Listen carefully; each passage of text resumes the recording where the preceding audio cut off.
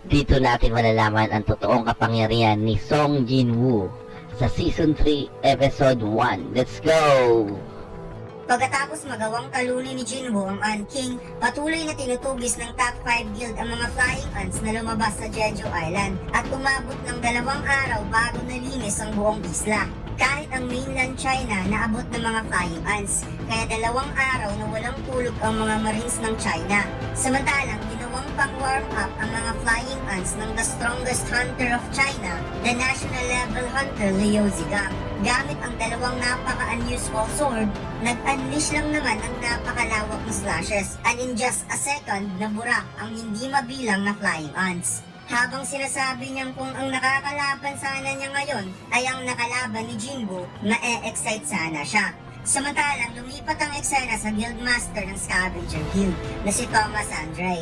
Pinapanood niya ang video kung paano pinatay ni Jinwoo ang Ant King sa Jeju Island at nalaman niya ang koneksyon sa namamagitan kay Song Jinwoo at Wang Dongsu ay ang pagpatay ni Jinwoo sa kapatid nito na si Wang Dongsu. Kaya't napagtanto niyang gagawa ng paraan si Dongsu upang makapaghigante. Gusto sana niyang makipagkita kay Jinwoo, subalit nang nalaman niya ito, mukhang malabo nang mangyari. Tinanong ni Laura kung ano daw ang kanyang gagawin kung maglaban ng dalawa. Sinabi ni Thomas Andre, alam daw ni Laura kung sino siya. Si Wang Dongsu ay pagmamay-ari ng Scavenger Guild at ang Scavenger Guild pagmamay-ari niya. Kaya hindi niya mapapatawad kung may gagalaw sa kanyang pagmamay-ari. Even though American government wawasakin niya. Sa pangatlong araw, ang militar at ang guild na naka-assign sa defense force, which is ang Night Guild, lumapag sa Jeju Island upang kunin ang mga magic stone in case may kakaibang mangyayari.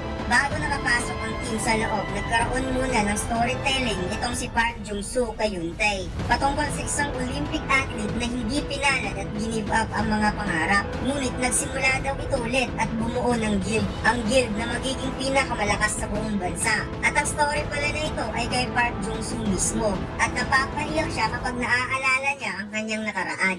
Bigla niyang napansin ng isang ant na nagtatago kaya kaagad niya itong inatake direkta sa ulo mismo. Ngunit may biglang napansin si Yoon-tae na ikinagulat ng lahat, pati mga militar. Isang napaka-unusual na tao na parang caveman ang dating. Kaya napaisip si Jung-soo kung sino ang taong ito. Wala namang ibang pinadala ang Hunter Association sa Jeju Island kundi ang Night Guild at ang militar. At inawat ni Jung-soo ang mga militar dahil kapag hindi daw ito susunod sa kanila, kagad sila magpapaputok. Bigla itong nainis at nagsalita na hindi nila naiintindihan. Kaya naisip ni Jung-soo, isa itong monster. Ngunit may biglang nag-snap at sa isang iglap lang nawalan ng malay ang lahat. Kaya nagulat ang hinihinalaan nilang monster dahil nasa likod pala niya ang kanyang kasama. At napasabi siyang, anong ginawa mo? Tugon ng nakaputi ang buhok, hindi nila kailangan gumawa ng kaguluhan. At tinanong siya kung nagawa ba niyang ma-check at tugon ng nakaitim ang buhok. Sigurado siya at hindi siya nagkakamali sa kapangyarihan na nararamdaman niya. Na para bang mayroon silang tinutukoy ng isang tao na nagtataglay ng specific na kapangyarihan at gusto nilang siguraduhin kung siya ba talaga yon. Nagtataka ang dalawa kung bakit daw iniligtas nito ang mga tao. Napakabaho daw ng lugar. At kapag masaksihan daw ito ng babae, sigurado silang matatakot ito. Gumawa ng gate ang nakaputi ang buhok at napasabing nagsimula na daw ang kanilang hunting at hindi na yun magbabago. Tugon ng nakaitim ang buhok, nararamdaman daw niya ang isa ay nandito ngayon sa South Korea. At bigla niyang naisip, what if kung kakalabanin muna nila ito since nandito na sila? Sagot ng nakaputi ang buhok na gagawin nila yun, subalit as of now, ipapaubayan na nila sa kanya. Sagot ng isa, ayaw mo talagang ma-involve. Sagot naman nito, sinabi mo eh, kaya pag-iisipan mo muna bago mo gagawin. Sinabi ng nakaitim ang buhok na natatakot daw ito kaya ayaw nitong ma-involve. At bigla niyang naisip, okay, ayaw ng gulo, sinabi mo eh. Pagkatapos gumawa siya ng gate upang makaalis na rin. Well, kung naguguluhan kayo mga lods, naguguluhan din ako. Ngunit gumawa tayo ng kaunting research upang ma-explain natin in just 1 to 2 sentence ang kanilang nagiging conversation. Ang tinutukoy nila na tinutulungan ng mga tao at ipapaubayan na lang nila ang nangyari sa South Korea ay si Song Jin-woo. Since ito nga si Jin-woo ay vessel ni Ashborn, ang pinakamalakas na Shadow Monarch. At ang dalawang yon ay mga Shadow Monarch, kaya ayaw nilang ma-involve sa mga tinatrabaho ni Ashford. At ang tinutukoy nilang gusto nilang tapusin bago sila umalis ay si Leo Zidam. Since napagalaman ko na ang mga national level hunter ay mga vessel ng mga ruler, ang mga kalaban ng mga Shadow Monarch. At correct me if I'm wrong mga loves, please comment down below. Huwag niyong kalimutan mag-like, follow, subscribe sa Cider Anime TV at pakishare na rin. Maraming salamat! Pagkatapos, lumipat ang eksena sa nagiging libing ni Min Byung-go as a hero of South Korea. At pagkatapos ng Jeju Island raid, nagkaroon ng matinding ingay si Song Jin-woo sa social media. Isang debate patungkol sa kanya between basher and supporters. Pang national level hunter daw ang kakayahan Jin-woo. Unang misyon bilang S-rank hunter na cleared na mag-isa ang S-rank gate. Subalit sa opposite side naman, sinisisi siya sa pagkamatay ni Min Byung-go dahil hindi daw ito sana nangyari kung sumali siya sa raid at the first place. Nagkasalubong si Baek Kyun-ho at Jin-woo at sinabi nito na naniniwala siya na ang isang bayani ay hindi kayang tapusin ng giyera na mag-isa. Ngunit sa nangyari ngayon, mali pala siya dahil tinapos ni Jin-woo na mag-isa ang madilim na kwento sa likod ng Jeju Island. Pagkatapos nagpapasalamat si Baek Kyun-ho kay Jin-woo habang umiiyak.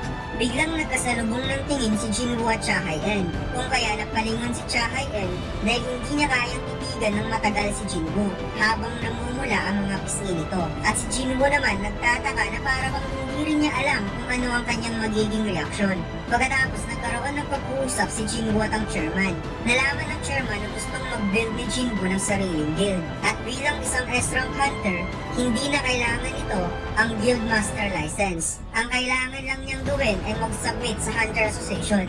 Napatanong ang chairman kung gumawa ba ng barrier si Jin-woo sa isla ng Jeju dahil mayroon daw nangyaring insidente. Wika ng chairman, mayroon siyang inatasang hunter at militar na magsasagawa ng operation sa Jeju Island upang kolektahin ang mga magic stone. Ngunit sa hindi inaasahang pangyayari, ang grupo na inatasan niya ay nawalan ng malay at nakatulog. Kaya niya itinatanong kung nag-iwan ba si Jin-woo ng malawakang barrier. Sagot ng ating bida, hindi siya naglagay ng barrier at tinanong kung ano ang sinabi ng mga hunter pagkatapos. Sagot ng chairman, hindi na nila maaalala kung ano ang nangyari. Kaya sumakit ang ulo ng chairman dahil naghihinala siyang baka inatake ito ng magic kaya ito nangyari. May lumapit kay Gogan He at sinabing ang kanyang meeting ay dumating ng mas maaga. Kaya kaagad nagpaalam si Gogan He kay Jin-woo at nagpasalamat sa oras na ibinigay nito sa kanya. Pauwi na si Jin-woo ngunit mayroong lalaking foreigner na lumapit sa kanya at nagpakilala bilang isang senior agent na si Adam White from United States Bureau of Hunter. Sinabi ng foreigner na pumunta daw siya sa office ni Jin-woo. Subalit napakahirap daw nito hanapin kaya humingi siya ng pasensya na sa parking lot siya nagpakilala. Naisip ng ating bida na siya ang tinutukoy ni Jin-woo na isang foreigner na gustong makipag-meeting sa kanya. Sinabi ni Adam White na parito siya upang ibigay ang isang information. Isang information na hindi pa niya naririnig sa ibang bansa maliban sa kanila. Tugon ni Jin-woo, bakit willing kayong ibigay ang information sa akin? Sinabi ng agent, originally, siya lang talaga ang makikipag-meet kay Jin-woo. Subalit nang nakita ng kanyang deputy director ang video kung paano na-clear nito ang S-rank gate sa Jeju Island, kaya nagpunta ito ng personal upang siya mismo ang magsasabi sa information na ibibigay nila. Kaya naghanda na siya ng sasakyan upang maset kaagad ang kanilang meeting. Sinabi ni Jin-woo, hindi siya sure kung reliable na ba ang information na ibibigay nila. Kaya pag-iisipan muna niya at tatawag na lamang siya. Wika ng agent, nakalimutan daw niyang sabihin ang kanilang negosasyon ngayon ay patungkol sa isang upgrader. At napasabing, alam mo ba ang patungkol sa isang awakener na kayang i-increase ang ability ng isang awakener? Awakener mga lads, it's just simply a hunter or a human being na may kapangyarihan. At ang second awakening, yan ang nangyari kay Jin-woo. Ngunit ang nangyari sa kanya ay naging unlimited awakening. Sumama si Jin-woo at nagpakilala sa kanya ang deputy director na si Michael Corner. At ang magiging translator sa meeting na ito, ang agent na si Adam White. Sinabi ng deputy na gusto niyang maging straightforward kay Jin-woo. Ang papel na nasa harap niya ay para sa pandarayuwang papel papuntang Amerika. Usually, ang process daw nito ay nasa 1 to 2 years bago ito makuha. Ngunit naiiba ang kay Song Jin-woo dahil magiging American citizen kaagad si Song Jin-woo sa isang segundo lamang. Kung sasabihin nito ang magic words. Sinabi ng ating bida na parito siya sa isang informasyon na mayroong awakener na kayang i-increase ang kakayahan ng isang awakener. Tugon ng deputy, ang taong tinutukoy nila na isang upgrader ay nandito ngayon, si Mrs. Zollner. Ang nag-iisang tao sa buong mundo na kayang i-upgrade ang kakayahan ng isang awakener upang maabot ang limitation nito ay ang nag-iisang si Mrs. Norma Zollner. Napansin ni Jinwoo ang kakaibang atmosphere ng babae at naiiba daw ito sa ibang awakener. Nagpakilala si Mrs. Zollner kay Jinwoo at sinabing siguradong hindi daw naniniwala si Jinwoo sa kanya dahil nababasa daw niya ang mga mata nito. Subalit kapag malalasahan daw nito ang kanyang kapangyarihan, magmamakaawa daw ito sa kanya na humingi ng higit pa. Ngunit lahat daw ng hunter ay mayroon lamang limitasyon at wala pang lumampas nito. Maliban lang kung nagkaroon na ng second awakening si Jinwoo, hindi na niya magagawa pang maabot ang mataas na level. Sinabi ni Mrs. Zollner, kaya niyang i-increase ang kakayahan ng isang hunter sa tatlong stage. Subalit ang proseso ng kanyang kapangyarihan ay ang pagpilit nitong pataasin ang kapangyarihan. Wika ng deputy, totoo ang lahat ng mga sinabi ni Mrs. Zollner. Subalit pagkatapos niyang gamitin ang kanyang kapangyarihan, kailangan niyang magpahinga ng mahabang panahon bago niya ito magagamit muli. Kaya pinipili lamang ang mga hunter na makakakuha ng ganitong benefits. Nagtanong ang ating bida kung gaano ka-efficient ang kakayahan na ito. Tugon ni Mrs. Zollner, nagdedepende sa isang hunter. Pagkatapos ng stage 3, mararamdaman nito ang 20% to 30% ang pagtaas ng kanilang kapangyarihan. Kaya napaisip ang ating bida na kaya pala, nauunawaan na niya kung bakit nakapag-decide si Wong Dong-Soo na lumipat ng Amerika sa kabila ng matinding critics na ibinabato sa kanya. Dahil hindi nga naman makakatanggi sa offer na ibinibigay nila. Sinabi ng deputy, ang information na ito ay tinatago nila kaya responsibilidad nila na protektahan si Mrs. Zollner at binabayaran ng malaking halaga. Kaya ngayon, ang kakayahan ni Mrs. Zollner ay ibibigay nila ito as a gift para kay Song Jinwoo. Sinabi ni Jinwoo, mukhang sobra ata yan para lang sa isang gift. Sagot ng deputy, kung magiging hunter si Jinwoo sa United States, sinisigurado nilang makukuha muna nito ang kapangyarihan sa pinakamataas na potensyal. Tugon naman ni Mrs. Zollner, hindi ito dapat madaliin. Naparito sila upang ibigay kay Jinwoo ang isang regalo. Naalala ni Jinwoo ang sinabi ni Mrs. Zollner na magmamakaawa siya ng higit pa pagkatapos niyang maranasan ang kapangyarihan nito. Kaya napagtanto niyang confident ito sa kanyang mga sinasabi. Hinawakan ni Mrs. Zollner ang kanyang kamay at dapat tumingin daw ito sa kanyang mga mata dahil ito daw ang unang step ng kanyang kapangyarihan. Habang hawak-hawak ni Mrs. Zollner ang kamay ni Jinwoo, napapansin niyang napapanatili ni Jinwoo ang kanyang confident hanggang ngayon. Subalit kapag malalampasan daw nito ang stage 1, ay magmamadali itong pupuntak sa kanila o baka mag-sign up kagad ng kontrata. Dagdag pa niya ang Jeju Island na gustong i-clear ni Ryuji Goto upang maging national level hunter ay nabigo. Ngunit ang isang katulad daw ni Jinwoo, walang kahirap-hirap na clear ang S-rank gate na mag-isa gamit ang hindi pa narinig na kakayahan. Kaya ang pinagtataka niya kung saan kaya galing ang kapangyarihan nito. Biglang napasok si Mrs. Zollner sa kapangyarihan ni Jinwoo at wala siyang ibang nakikita kundi ang dilim na parang walang hangganan na sobrang ikinagulat niya at bigla niyang nakita sa itaas ng mukha ni Jinwoo na parang nilamon ng kadiliman ng katawan nito at unti-unti siyang tinititigan gamit ang nakakatakot na mga mata. Sumigaw si Mrs. Zollner sa sobrang takot at biglang tinutukan ng baril si Jinwoo na ikinagulat din niya. Napasigaw si Michael Corner upang pigilan ng security at sinabing tumigil kayo mga kunghang. Hindi niyo ata kilala kung sino ang taong nasa harap niyo. Pinagalitan ni Michael Corner ang mga security at sinabing kung nag-aalala kayo kay Mrs. Zollner, dapat alagaan niyo ito ngayon din.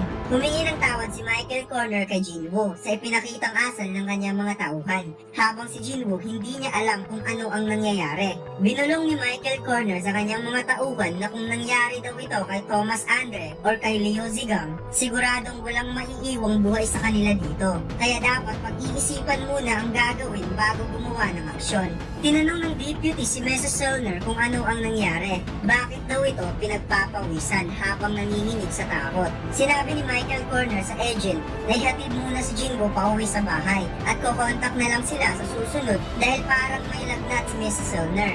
Habang nanginginig sa takot at pinagpapawisan, sinabi ni Mrs. Selner, si Jinwoo daw ay isang king at ang nag-iisang pinakamalakas. Tinanong ng deputy kung ang ibig sabihin ba nito si Jinwoo ay nabibilang sa mga national level hunter. Sagot ni Mrs. Selner, hindi siya sure dahil hindi pa siya nakakaranas ng ganito. Siya ay isang king ngunit siya ay naiiba sa lahat dahil nung tinititigan niya ito, tumingin daw ito pabalik na parang may tumitingin sa kanya sa likod at hindi daw ito si Song Jinwoo. Sa halip, isang kadiliman sa loob ng katawan ni Jinwoo. At ang mas matindi pa nito, si Jinwoo daw ay walang limitasyon. At dito lang nagtatapos ang ating kwento mga les.